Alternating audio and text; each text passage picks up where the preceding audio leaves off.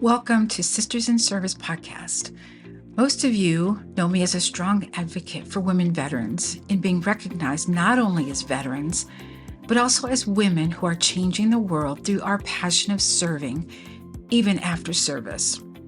This podcast is my passion by telling all the stories of military brats, military spouses, active duty, and veterans, not to forget the veteran service organizations that help us along our transition journey. I want to thank you in advance for listening. I hope that you will join me every week. A new podcast and episode comes out every Tuesday, so I hope that you will join and I hope that you enjoy. This podcast is brought to you by Small Space Pilates. Are you ready to get fit and fabulous from the comfort of your own home? Look no further than Small Space Pilates. With live online Pilates and strength training classes, a video library, and a no perfection allowed policy, you can achieve your fitness goals without ever leaving your house. Click on the link for your complimentary week and start your journey to feeling fabulous today. Hi, everybody. It is finally March. It's starting to be spring. It's not darkness 24/7, or that's how it feels, right? And it's starting to give you this sense of, oh, I want to be outside more. So I thought it would be appropriate to talk about motivation, how to get motivated to work out, but also how to stay motivated. So if you don't know me, I am the freaking fabulous Kat Corchado, your movement specialist in fitness. And I get asked this question all the time. How do I get motivated? Well, let's talk about motivation for just a second. So, you know me, I love looking up a definition. So, motivation is the process that initiates, guides, and maintains goal oriented behaviors. It's what causes you to act, whether it is getting up in the morning, pursuing a fitness goal, or working towards a career objective. Motivation involves biological, emotional, social, and cognitive forces that activate behavior. See, I think that's interesting. It involves all of that. So, a lot of us are motivated to go to college and get our degree. Where does the motivation come from? It's your why. Why are you getting this degree? What motivates you to study long hours? What motivates you to work maybe a little less so that you can have more time to study and go to class? That's motivation. You don't need motivation to run out of a burning house, right? Motivation's right there. So, motivation is something that compels you. So, we're going to talk about that for just a little bit. But what I want to talk about first is the what, when, where, how, and why. Okay. What are you going to do? When are you going to do it? Where are you going to do it? How are you going to do it? And your why. But we're going to start with the why. Your why is where your motivation comes from. Why are you getting a degree? Why are you starting a business? It's got to be something. What's the why behind all that? I can tell you my why for, starting my business was, I'm getting older. I wanted something where I could reach more people without having to go into a studio. But the why is what's going to keep you motivated.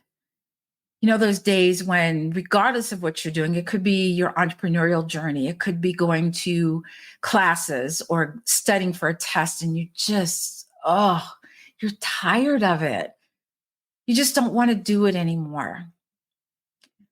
But that little nudge, that little but, here's why. And that's what we're talking about is your why. So when we talk about your why for your fitness, what do you think your why is? And please don't tell me that you want to fit into a size 6, you want to go on vacation and wear a bikini. I mean, okay, but your why should be more than that. Your why should be something along the lines of, I want to get on the floor and play with my grandkids and then be able to get up off the floor afterwards. Getting down is no problem. Getting up is the issue. Or maybe someone in your family has had a not so good medical diagnosis. And all of a sudden you think, oh my gosh, maybe I should do something. So we want to discuss all of that. So identifying your why is understanding the importance for wanting to work out and how it can help motivate you. You can't buy health. I don't care how much money you have. I don't care how many followers you have on, I don't know, TikTok, Instagram. I don't care how big a deal you are, how many people buy your record if you're an entertainer. Doesn't matter. When you don't have good health, you don't have anything. And money can't buy it for you. I'm just going to land my plane right there. So you identify your why. You know what it is. It's in writing. Here's the other thing I'm going to tell you. Put your why everywhere. Put it on your phone. Write it down in a book you always open. If you have a planner, put it every week on your planner.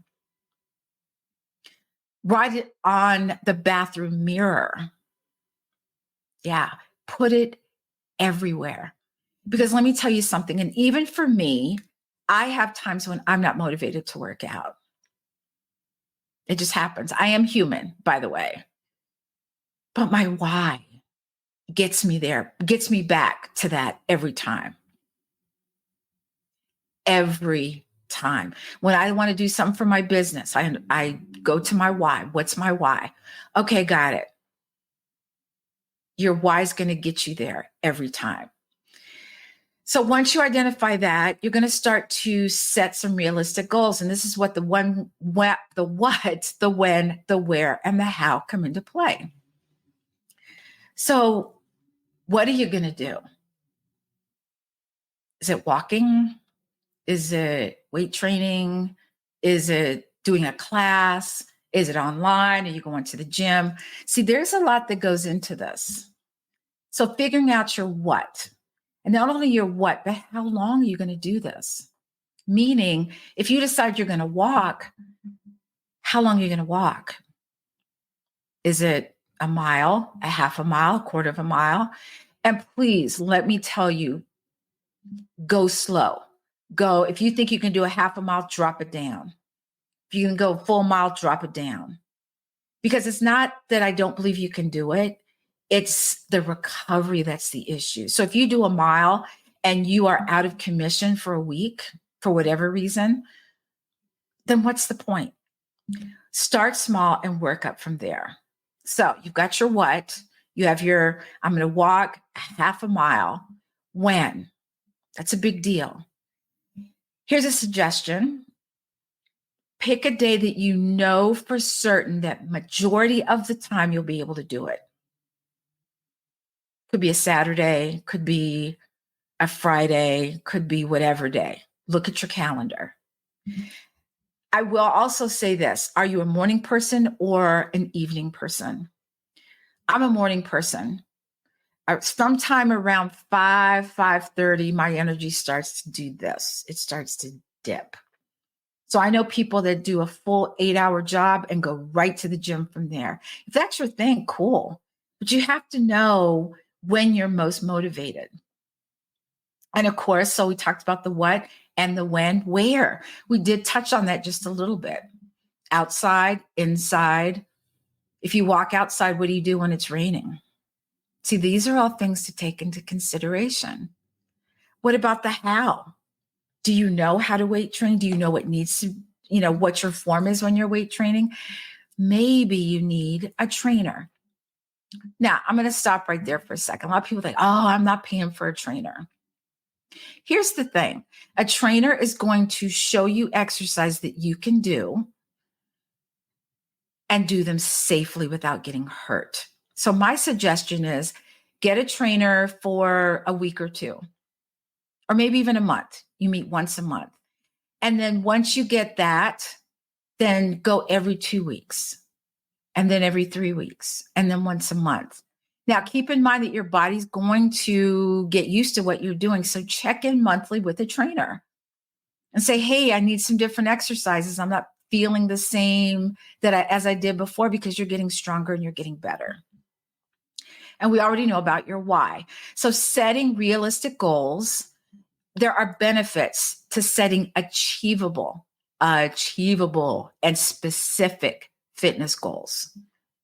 So half a mile versus a mile, specific. I'm walking a half a mile on Tuesday mornings at 10 a.m.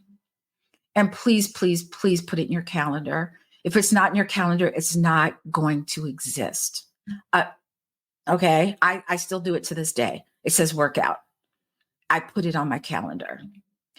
And create a plan. Maybe you decide you want to get a trainer and you say, okay, here's my plan. Here's what I'm going to do for how long I'm going to do it. So you've got your why, you got your when, what, when, where, and how, and why. And you've got a plan. So you're working out, you're doing your thing, you've set your goals, you've created a routine with or without a trainer, you found out your why. Now, how do you stay motivated?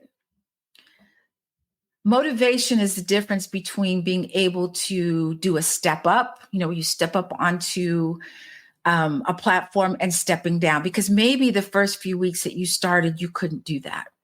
And your trainer will know when it's time for you to do that. So getting different exercises that work different ways in your body. They might work the same muscles that you've been working, but they're different exercises. Accountability helps keep you motivated. That's where a fitness tracker, a workout partner, a fitness coach or trainer is going to keep you accountable. Hey, where are you? We had an appointment today at this time. Oh, I will keep you on track. You can best believe that. But here's something we don't think about: celebrating progress.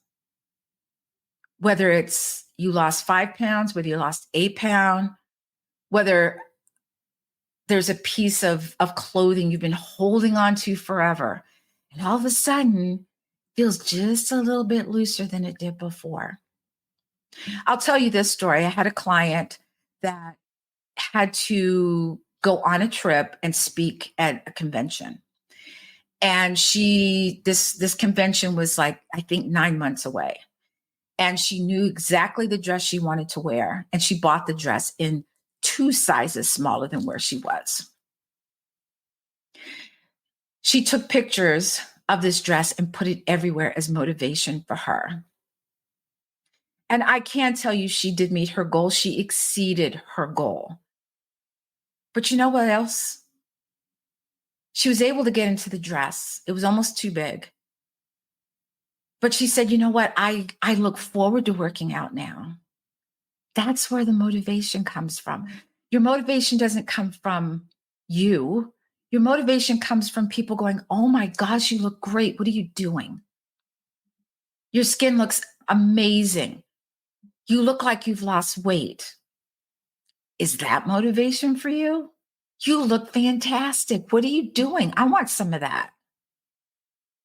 That's motivation right there. So celebrate that progress. That's huge. And I mean, really huge. And I have a business coach that says, buy yourself a little something. So every time you see it, it reminds you of where you were in your journey. It works. I've done it. So your mindset and being positive, thinking that is. Positive mindset is also about motivation.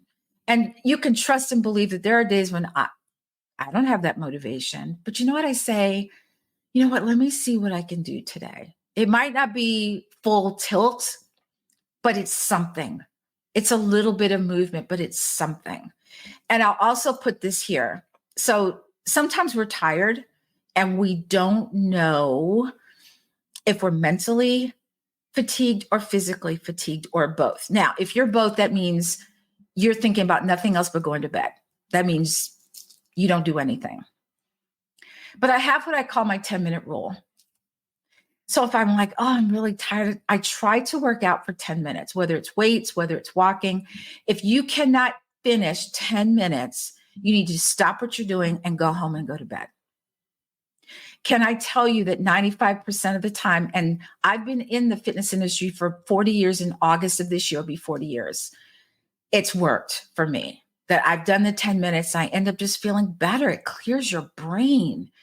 And all of a sudden these endorphins start kicking in and you start to say, wow, okay, I get this. What about overcoming obstacles?